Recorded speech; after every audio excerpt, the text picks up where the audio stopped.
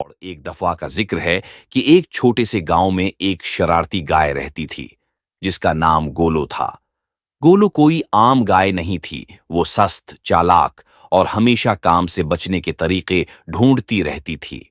उसका मालिक किलो एक मेहनती किसान था जो चाहता था कि गोलो खेतों में हल चलाने में उसकी मदद करे। लेकिन गोलो को काम से नफरत थी।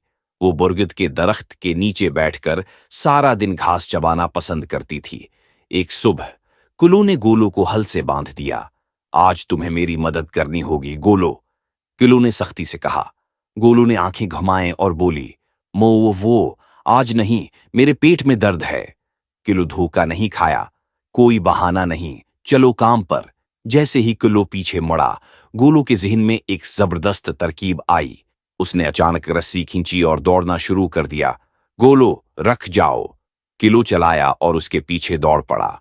लेकिन गोलो और तेज भागी और एक सब्जी वाले का ठेला अलट दिया।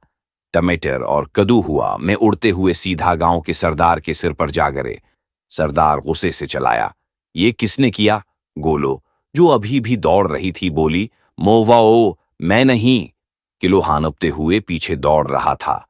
मैं तुम्हें पकड़ लूंगा गोलो। गोलो भागते भागते बाजार में पहुंच गई, जहां वो केले के छलकों पर फंसल गई। वो एक हिजाम की दुकान में जा घुसी, जहां एक आदमी की आधी मूंछ कट गई। आहा, मेरी मूंछ!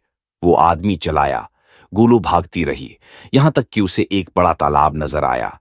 बगैर सोचे समझे वो छलांग लगाकर पानी में जा गिरी। छुपाक! किलो भी पहुंच गया, पूरा पानी में भीग चुका था। गोलो, तुम दुनिया की सबसे शरारती गाय हो। उसने गहरी सांस ली। गोलू ने शरारती मुस्कुराहट दी।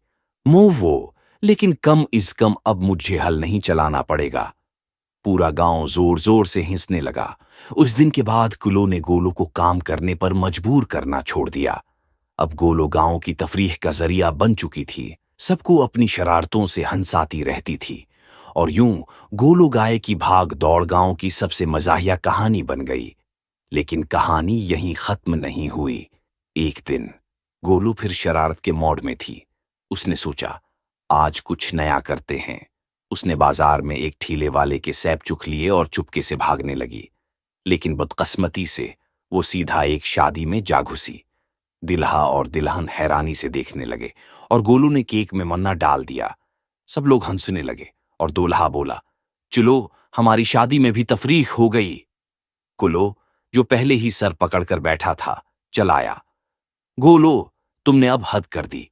गोलू ने अपनी बड़ी मासूम आंखों से देखा और कहा, मोवो, क्या मजा नहीं आया? सब लोग फिर जोर से हंसने लगे और यूं गोलो की शरारतों का सिलसिला चलता रहा।